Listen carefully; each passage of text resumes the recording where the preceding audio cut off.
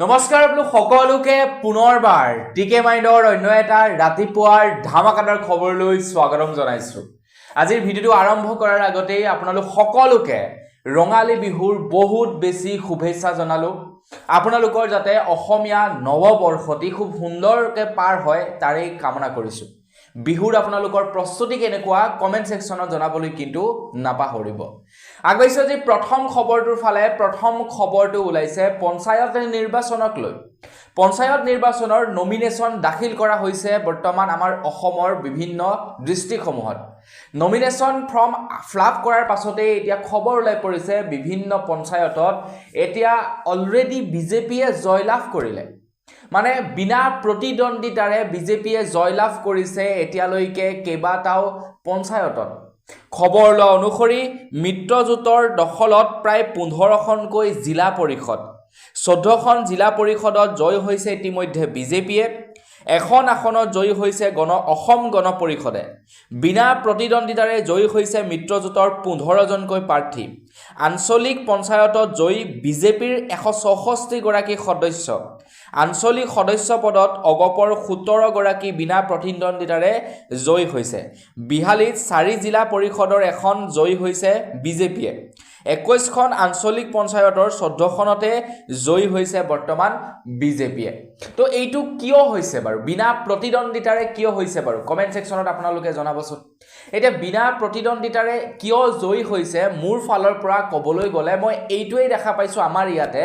এতিয়া চাব, আমাৰ ইয়াতে SC ৰিজাৰ্ভেশ্যন কৰিছে, তাকো মহিলা SC ৰিজাৰ্ভেশ্যন। এতিয়া আমাৰ গাঁওখনত কেৱল OBC আৰু ST মানুহ আছে। SC মানুহ কেৱল 2জন ভোটাৰ আছে, তাৰে এজনে নিৰ্বাচন নেখেলে আৰু আন এজন পলিটিক্সৰ লগত জড়িত। তেখেতে নিৰ্বাচন পূৰ্বতেও খেলিছে আৰু এইবাৰো খেলিব। এতিয়া তেখেতৰ এগেইনষ্টত যিহেতু SC কেণ্ডিডেট নাই আমাৰ ইয়াতে, আমাৰ মানে ৱাৰ্ডত, গতিকে তেখেতে বিনা প্ৰতিদ্বন্দ্বিতাৰে জয়ী হৈছে। এতিয়া এই সিলেকশ্যনটো কোনে কৰে নাজানো, কিন্তু তেওঁলোকেও এটলিষ্ট চাব লাগে যে এই ৱাৰ্ডটোত কিমানজন SC কেণ্ডিডেট আছে, কিমানজন OBC আছে, কিমানজন ST আছে, নহয় জানো। দৰকাৰ হ'লে বিজেপিয়ে জয় হওক, কথা ক'বলৈ নাই, দৰকাৰ হ'লে ভোটটো গৈ বিজেপিকেই মাৰিম, কিন্তু বিনা প্ৰতিদ্বন্দ্বিতাৰে জয়ী হোৱাটো একেবাৰে বেয়া কথা। নিৰ্বাচন হ'ব লাগে। ইয়াতে SC কেণ্ডিডেটক ৰিজাৰ্ভেশ্যন দি দিছে, তাকো মহিলা। তো সেই ক্ষেত্ৰত এতিয়া কেণ্ডিডেটেই নাই নিৰ্বাচন খেলিবৰ কাৰণে, জিকি গৈছে সেইকাৰণে SC। তো আমাৰ ৱাৰ্ডত সেইটো হৈছে। আপোনালোকৰ তাত কেনেধৰণৰ কি হৈছে নাজানো, বাকীবিলাক ৱাৰ্ডত কেনেধৰণৰ কি হৈছে নাজানো। আপোনালোকৰ তাত কিবা হৈছে নেকি কমেন্ট সেকশনত জনাই থৈ যাব। আগবাইছো ইয়াৰ পাছৰটো খবৰ ফালে। ইয়াৰ পাছৰ খবৰটো ওলাইছে চৰকাৰী ঘৰৰ ওপৰত। আপোনালোকে বাৰু চৰকাৰী ঘৰৰ বাবে জিঅ' টেগ কৰিলে নে নাই কৰা কমেন্ট সেকশনত জনাব। যদি এতিয়ালৈকে চৰকাৰী ঘৰৰ বাবে জিঅ' টেগ কৰা নাই, আজি হৈছে 14 তাৰিখ, কালিলৈ হৈছে 15 তাৰিখ, কালিলৈ কিন্তু অন্তিম ডেট জিঅ' টেগ কৰিবৰ কাৰণে। আপোনালোকে নিজেই জিঅ' টেগ কৰিব পাৰিব, নতুবা আপোনালোকে জীৱিকা সখীৰ ওচৰত গৈ জিঅ' টেগ কৰক। পইচা যদি বিচাৰে 1 টকাও দিব নালাগে, চিন্তা কৰিব নালাগে, বিনা পইচাত জিঅ' টেগ হ'ব। আপোনালোকে যাওক, জীৱিকা সখীক কওক যে মই ঘৰ পাওঁ বা নাপাওঁ সেইটো পাছৰ কথা, এটলিষ্ট মোক এতিয়া জিঅ' টেগটো কৰি দিয়ক। চৰকাৰে সেইটো বিচাৰ বিবেচনা কৰিব, মই চৰকাৰী ঘৰ পাওঁ নে নাপাওঁ, কিন্তু মোৰ যিটো নেকি অধিকাৰ, মোক জিঅ' টেগ লাগে, গতিকে মোক জিঅ' টেগটো কৰি দিয়ক। সেইটো আপোনালোকে দাবী কৰিব পাৰে, আপোনালোকে গৈ জীৱিকা সখীক দাবী কৰিব। আগবাইছো ইয়াৰ পাছৰটো খবৰ ফালে। ইয়াৰ পাছৰ খবৰটো ওলাইছে কংগ্ৰেছৰ ওপৰত। কংগ্ৰেছৰ ওপৰত আকৌ এবাৰ অভিযোগ আনিছে পঞ্চায়ত নিৰ্বাচনৰ টিকটৰ বাবে 45 লাখ টকালৈকে হেনো দাবী উত্থাপন কৰিছে। আৰু এই অভিযোগ এইবাৰ স্বয়ং কংগ্ৰেছৰ মানুহেই দাবী উত্থাপন কৰিছে কংগ্ৰেছৰ নেতাসকলৰ ওপৰত। খবৰ ওলাইছে হাইলাকান্দিৰ পৰা। হাইলাকান্দি যুৱ পৰিষদৰ কংগ্ৰেছৰ সভাপতি ছয়দুল লস্কৰে এক গুৰুতৰ অভিযোগ আনিছে কংগ্ৰেছৰ নেতাসকলৰ ওপৰত। তেখেতে কৈছে যে কংগ্ৰেছৰ একোটা পঞ্চায়ত টিকটৰ বাবে 7 লাখ 8 লাখ টকাৰ পৰা ধৰি 45 লাখ টকালৈকে বিচাৰিছে বুলি জনাইছে। এতিয়া এজন ৱাৰ্ড মেম্বাৰে 7 লাখ 8 লাখ টকা বা জিলা পৰিষদে কেনেকৈনো 45 লাখ টকা দিয়ে, হয়নে নহয় বাৰু।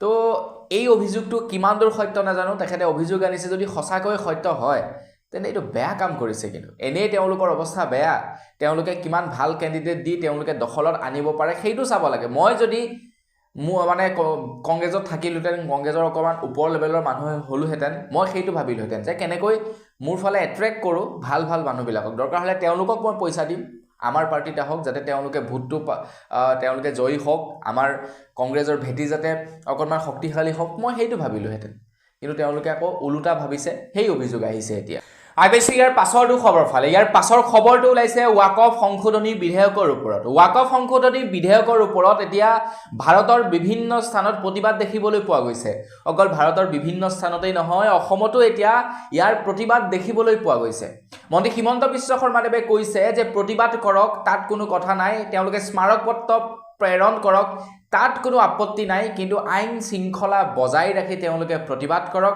আইন হাতত তুলি ল'ব যদি তেওঁলোকে আইন হাতত তুলি লয় তেন্তে আমিও আইন হাতত তুলি ল'বলৈ বাধ্য হ'ম বুলি জনাইছে গতিকে তেওঁলোকক মানে এইটোটা হাম্বেল ৰিকুৱেষ্ট কৰিছে যে আপোনালোকে প্ৰতিবাদ কৰক আপোনালোকে স্মাৰক পত্ৰ প্ৰেৰণ কৰক কিন্তু আপোনালোকে আইন শৃংখলা বজাই ৰাখিহে প্ৰতিবাদ কৰক যেনেকৈ নেকি ৱেষ্ট বেংগলত হৈ আছে ৱেষ্ট বেংগলত গাড়ী মটৰ ভাঙি চিঙি লণ্ড ভণ্ড কৰি তহিলং কৰি পেলাইছে গতিকে সেই বস্তুটো কৰিবলৈ মানা কৰিছে বাকি প্ৰতিবাদ কৰিবলৈ কৈছে কোনো কথা নাই যিহেতু 16 তাৰিখলৈকে আপোনালোকৰ হাতত সময় আছে 16 তাৰিখৰ দিনাখন উচ্চতম ন্যায়ালয়ে এই সম্পৰ্কত ৰায় প্ৰদান কৰিব আগবাইছোঁ ইয়াৰ পাছৰটো খবৰ ফালে এতিয়া যদি কোনো প্ৰশাসনিক বিষয়া বা কোনো পুলিচে যদিহে কোনো জনসাধাৰণৰ ওপৰত দুৰ্ব্যৱহাৰ কৰে কোনো ধৰণৰ তেখেতৰ কোনো অপৰাধ নোহোৱাকৈ তেন্তে সেই পুলিচ বিষয়াজনক নিলম্বন কৰা হ'ব বুলি জনাইছে তো আপোনালোককো যদি কোনোবাই দুৰ্ব্যৱহাৰ কৰে তেখেতৰ এগেইনষ্টত আপোনালোকে এতিয়া কমপ্লেইন দাখিল কৰিব পাৰিব আৰু আজিকালি কমপ্লেইন দিবৰ কাৰণে একেবাৰে সহজ সেইদিনাখন মই এটা সৰু কথাক লৈ এটা কমপ্লেইন কৰিছিলোঁ মানে মই ভবাই নাছিলোঁ যে এই ঘটনাটো ইমান মানে ষ্ট্ৰিক হৈ যাব পাৰে এতিয়া কিবা এটা যেনিবা সৰু মৰু আপোনালোকে কিবা কমপ্লেইন লৈ গ'ল পুলিচৰ ওচৰত তো তেওঁলোকে আপোনালোকক ক'ব যে ঠিক আছে এইটো মানে বুজাই বঢ়াই তেওঁলোকে আপোনালোকক মীমাংসা কৰিবলৈ চাব বা কাৰ ভুল কাৰ শুদ্ধ সেইটো তেওঁলোকে থানাতে মীমাংসা কৰিবলৈ চাব তেনেকুৱাই হয় নহয় জানো আৰু তেওঁলোকে যিমান পাৰে পৰাপক্ষত কেছবিলাক মীমাংসা কৰিবলৈকে চায় তো যেতিয়া নেকি মই অনলাইন পৰ্টেলত বাপেকে এফআইআৰ কমপ্লেইন কৰি দিলোঁ সিদ্ধা ডিজিপি অফিচৰ পৰা হেনো ফোন আহিছে তাৰ পাছত মোক মাতি নিছে কৈছে যে কেছটো এতিয়া কি কৰিম মানে ৰেজিষ্টাৰ্ড কৰিম নে কি কৰিম নন ষ্টপ বোলে ফোন আহি আছে গতিকে মানে অনলাইনত যদি কেনেবাকৈ কমপ্লেইন কৰা যায় ন এইটো ডাইৰেক্টলি মানে চকুত পৰি যায় আৰু সেইটোৰ ওপৰত একশ্যন ল'বই লাগিব তো আপোনালোকৰ ওপৰতো যদি কোনোবাই দুৰ্ব্যৱহাৰ কৰে তো আপোনালোকেও অনলাইনত কমপ্লেইন কৰিব পাৰে আগবাইছোঁ ইয়াৰ পাছৰটো খবৰ ফালে ইয়াৰ পাছৰ খবৰটো ওলাইছে বিল গ্ৰেটৰ ওপৰত খবৰ ওলাইছে বিল গ্ৰেটে হেনো তেখেতৰ সম্পত্তিৰ 99% ডনেট কৰি দিলে বুলি খবৰ ওলাইছে তেখেতে মাত্ৰ 1% তেখেতৰ ল'ৰা ছোৱালীৰ কাৰণে ৰাখিছে তেখেতৰ সম্পত্তি বহুত বেছি 1%ই যথেষ্ট কিন্তু বাকি 99% সম্পত্তিয়ে ডনেট কৰিছে যিটো সময়ত নেকি মানুহে জীৱ জন্তু গছ গছনি কাটি মানে যেনেকৈ নহওক মানুহক উচ্ছেদ অভিযান চলাই হলেও নিজৰ মাটি বাৰী সম্পত্তি বৃদ্ধি কৰিবলৈ লাগিছে সেই সময়তে চাওক এনেকুৱাও কিছুমান মানুহ আছে যিবিলাক মানুহে নিজৰ উপাৰ্জনৰ 99% ডনেট কৰি দিয়ে বাকি 1% হে নিজৰ লগত ৰাখে আপোনালোকে বাৰু সলমান খানৰ কথা জানে নে সলমান খানেও কিন্তু নিজৰ প্ৰায় 65% নে কিমান পাৰ্চেন্ট ডনেট কৰি দিয়ে নহয় মানে 85% নে কিমান ডনেট কৰি দিয়ে তেখেতৰ হাতত কেৱল 15% নে কিমান ৰাখে তেখেতৰ উপাৰ্জনৰ এই কথা হয়তো আপোনালোকে গম নাপায় মই এবাৰ ইন্টাৰভিউ এটাত গম পাইছিলোঁ তেখেতে 85% নে কিমান ডনেটেই কৰি দিয়ে বাকি 15% হে তেখেতৰ লগত ৰাখে তো মানুহ হলে এনেকুৱা হ'ব লাগে না জানো ইমান টকা পইচা কি গতিকে পৰাপক্ষত অকণমান নথকাজনক সহায় কৰাটো ভাল আগবাইছোঁ ইয়াৰ পাছৰটো খবৰ ফালে আমাৰ ভাৰতীয় ৰেলৱে বিগত 5 বছৰত প্ৰায় 8,913 কোটি টকা অধিক টকা উপাৰ্জন কৰিছে বুলি খবৰ ওলাইছে ৰেলৱে বিভাগৰ তৰফৰ পৰা জনাইছে যে জ্যেষ্ঠ নাগৰিকৰ বাবে সিনিয়ৰ সিটিজেনৰ বাবে যি নেকি ডিসকাউন্ট আছিল সেই ডিসকাউন্ট উঠাই দিলে বৰ্তমান সময়ত আৰু যাৰ বাবে নেকি বিগত 5 বছৰত প্ৰায় 8,000 কোটি টকাৰ লাভ হৈছে ৰেলৱে বিভাগৰ এই সামান্য অকণমান কাম কৰি দিয়াৰ কাৰণে 8,000 কোটি টকাৰ লাভ হৈ গ'ল এক্সট্ৰা 8,000 কোটি টকা মানে আগতে লোকসান হৈ আছিল সেই টকাসমূহ সিনিয়ৰ সিটিজেনক ৰেহাই দিয়াৰ বাবে কিন্তু এতিয়া সিনিয়ৰ সিটিজেনৰ পৰা ৰেহাই যেতিয়া উঠাই দিলে 8,000 কোটি টকা লাভ হৈছে 5 বছৰ ধেমালি নহয় কিন্তু আগবাইছোঁ ইয়াৰ পাছৰটো খবৰ ফালে বহাগ বিহুৰ পূৰ্বেই অসমবাসীৰ বাবে ওলাইছে এটা ভাল খবৰ গুৱাহাটী মেডিকেল কলেজত এতিয়া কৰ্কট ৰোগৰ অপাৰেশ্যন কৰিব ৰবটে যোৱাকালি অসমৰ মুখ্যমন্ত্ৰী ডক্টৰ হিমন্ত বিশ্ব শৰ্মা দেৱে সেই ৰবট মুকলি কৰে বুলি খবৰ ওলাইছে মন্ত্ৰী হিমন্ত বিশ্ব শৰ্মা দেৱে জনায় যে অসমবাসীৰ কাৰণে এইটোটা ৰঙালী বিহুৰ উপহাৰ দিছে অসম চৰকাৰৰ ফালৰ পৰা এতিয়া কৰ্কট ৰোগীসকলক ৰবটৰ দ্বাৰা অপাৰেশ্যন কৰা হ'ব বুলি জনাইছে তো ইমান এটা ভাল খবৰ দিছো লাইক এটা কিন্তু কৰিবই লাগে আগবাইছোঁ ইয়াৰ পাছৰটো খবৰ ফালে। ইয়াৰ পাছৰ খবৰটো ওলাইছে নামনি সোৱণশিৰি জলবিদ্যুৎ প্ৰকল্পৰ ওপৰত। খবৰ ওলাইছে এপ্ৰিল মাহৰে পৰা নামনি সোৱণশিৰি জলবিদ্যুৎ প্ৰকল্পই কাৰেণ্ট উৎপাদন নকৰে বুলি খবৰ ওলাইছে। খবৰ লোৱা অনুসৰি ৰাষ্ট্ৰীয় নদীবান সুৰক্ষা সমিতিয়ে জনালে এই সিদ্ধান্ত প্ৰকল্পটো পৰিদৰ্শন কৰি NDSৰ অধ্যক্ষ আৰু নিৰ্দেশকে ৰাজ্য চৰকাৰক জনালে এই সিদ্ধান্ত NDSৰ বিতং পৰীক্ষাৰ পাছতহে পুনৰবাৰ কাৰেণ্ট উৎপন্ন কৰিব পাৰিব বুলি জনাইছে। মানে তেওঁলোকৰ ড্ৰেইনত হয়তো কিবা চাগে এনেকুৱা কিবা কমি পাইছে যাৰ কাৰণে নেকি বৰ্তমান কাৰেণ্ট উৎপন্ন নকৰিবৰ কাৰণে নিৰ্দেশনা দিছে। সম্পূৰ্ণ ইনস্পেকশ্যন হ'ব, তাৰ পাছতহে যেতিয়া গ্ৰীণ ছিগনেল পাব তেতিয়াহে তেওঁলোকে পুনৰবাৰ কাৰেণ্ট উৎপন্ন কৰিব পাৰিব। ইয়াৰ পাছৰ খবৰটো ওলাইছে ৱেষ্ট বেংগলৰ পৰা। খবৰ ওলাইছে ৱেষ্ট বেংগলত ৱাকফ সংশোধনী বিধেয়কৰ ওপৰত প্ৰতিবাদ কৰাৰ ফলত প্ৰায় 3জন লোকৰ এতিয়ালৈকে মৃত্যু হৈছে বুলি খবৰ ওলাইছে। খবৰ লোৱা অনুসৰি বহুতো সামাজিক সম্পত্তিৰটো লোকচান হৈছেই, তাৰ লগতে এতিয়ালৈকে 3জনৰ মৃত্যু হৈছে, 15জনক আৰক্ষীয়ে আটক কৰিছে আৰু 150 গৰাকীৰ প্ৰতিবাদীক বৰ্তমানলৈকে গ্ৰেফতাৰ কৰিছে বুলি জনাইছে। মানে 15 গৰাকী আৰক্ষী আহত হৈছে, আৰক্ষীও আহত হৈ গৈছে, 3 গৰাকী নিহত হৈছে জনসাধাৰণ আৰু 150 জনক এতিয়ালৈকে গ্ৰেফতাৰ কৰিছে। তো মুছলমান ভাই বন্ধুসকলক এটা অনুৰোধ, তো যিসকলে নেকি আমাৰ অসমত বৰ্তমান প্ৰতিবাদ কৰি আছে, তো তেওঁলোকে এই ৱেষ্ট বেংগলৰ নিচিনা কাম কাজবিলাক নকৰিব। ৱেষ্ট বেংগলত বৰ এক্সট্ৰা লেভেলত তেওঁলোকে প্ৰতিবাদ কৰি পেলায়, প্ৰতিবাদেই হওক বা নিৰ্বাচনৰ সময়তে হওক তেওঁলোকে এটা এক্সট্ৰিম লেভেলত লৈ যায়। তো আপোনালোকে সেইটো নকৰিব। আমাৰ অসমৰ কথা কৈছোঁ, যিহেতু সকলোৱে মিলিজুলি থাকেই, গতিকে সেই বস্তুটো কৰিব নালাগে। বাকী আপোনালোকে গণতান্ত্ৰিক প্ৰক্ৰিয়াত প্ৰতিবাদ সাব্যস্ত কৰি থাকক, তাতে ক'ব লগা একো নাই। আগবাইছোঁ ইয়াৰ পাছৰটো খবৰ ফালে। আজিৰ পৰা প্ৰায় 13 বছৰ পূৰ্বে এটা গোচৰ চলিছিলে সোনিয়া গান্ধী আৰু ৰাহুল গান্ধীৰ ওপৰত। খবৰ যিমানটো ওলাইছে, যিমানটো গম পাইছোঁ, সেই ওপৰতহে মই আপোনালোকক জনাইছোঁ। আৰু আজিৰ পৰা 13 বছৰ আগত হেনো কিবা এটা গোচৰ ৰুজু হৈছিলে সোনিয়া গান্ধী আৰু ৰাহুল গান্ধীৰ বিৰুদ্ধে, আৰু সেইটো গোচৰৰ ভিত্তিত এতিয়া ৰাহুল গান্ধী আৰু সোনিয়া গান্ধীৰ প্ৰায় 700 কোটি টকাৰ সম্পত্তি EDয়ে জব্দ কৰিব বুলি জনাইছে। আজিৰ পৰা 13 বছৰ আগতেই সেই কাণ্ডটো হৈ গ'ল বা সেই গোচৰটো ৰুজু হৈছে, আৰু সেই সম্পত্তিবিলাক মানে সেই গোচৰটোৰ ভিত্তিত এতিয়া প্ৰায় 700 কোটি টকাৰ সম্পত্তি ৰাহুল গান্ধী আৰু সোনিয়া গান্ধীৰ জব্দ কৰা হ'ব। আগবাইছোঁ ইয়াৰ পাছৰটো খবৰ ফালে। ইয়াৰ পাছৰ খবৰটো ওলাইছে গুজৰাটৰ পৰা। বৰ্তমান সময়ত বিভিন্ন ষ্টেটে গুজৰাটৰ শিক্ষা মডেলক ফ'ল' কৰে। গুজৰাটৰ শিক্ষা মডেলক এইবাবেই ফ'ল' কৰে কাৰণ গুজৰাটৰ শিক্ষা মডেল আমাৰ ভাৰতৰ ভিতৰতে শ্ৰেষ্ঠ বুলি বিভিন্নজন লোকে পৰিগণিত, কিন্তু সেই সময়তে এই 2025 চনৰ 10ম শ্ৰেণীৰ ৰিজাল্টৰ কথা শুনিলে আপোনালোকে আচৰিত হ'ব। সেইখন গুজৰাটৰ নেকি শিক্ষা মডেল ফ'ল' কৰে একাংশ ষ্টেটে। খবৰ লোৱা অনুসৰি এইবাৰ প্ৰায় 157খন বিদ্যালয়ৰ এজনো শিক্ষাৰ্থী পাছ নকৰিলে 10ম শ্ৰেণীৰ পৰীক্ষাত।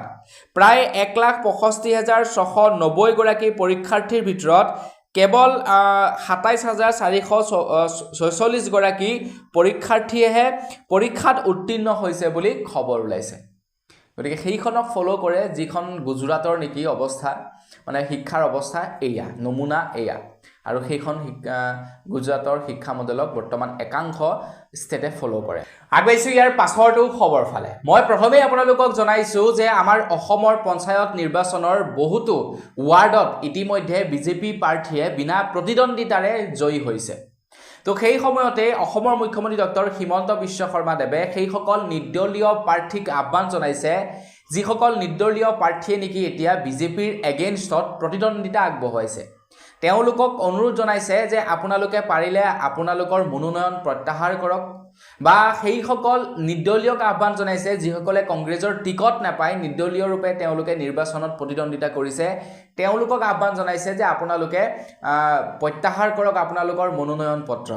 আমি কংগ্ৰেছৰ সৈতেতো নিৰ্বাচনত প্ৰতিদ্বন্দ্বিতা কৰিমেই, বাকী আপোনালোকে মনোনয়ন পত্ৰ উঠাই লওক, নহ'লে তেওঁলোকৰ ভোটটো ফালি যাব, সেই বুলি কোৱা নাই আৰু মোৰ ফালৰ পৰা কৈছোঁ।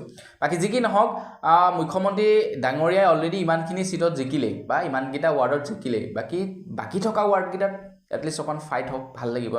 আগবাইছোঁ ইয়াৰ পাছৰটো খবৰ ফালে।